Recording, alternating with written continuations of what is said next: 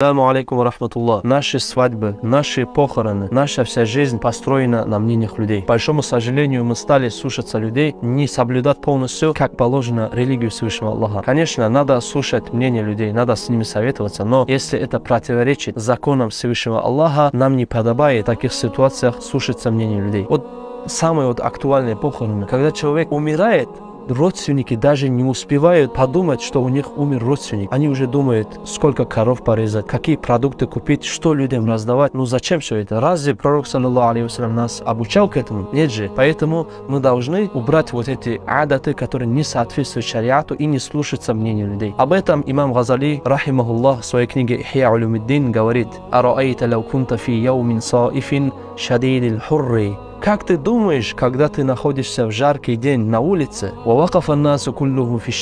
люди тоже стоят под солнцем, и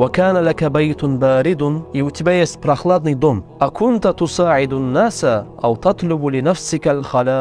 разве ты будешь с людьми вместе, поддерживая этих людей на улице, или же ты зайдешь в этот дом, чтобы себя спасти? Как же ты идешь вопреки этим людям, которые стоят на улице? И почему же ты не боишься, говорит имам Газали, от жары, от огня? Мы в этом дунья, когда себя спасаем от солнца, почему мы не спасаем себя от адского огня, не слушая мнения людей? Пусть Всевышний Аллах нам поможет.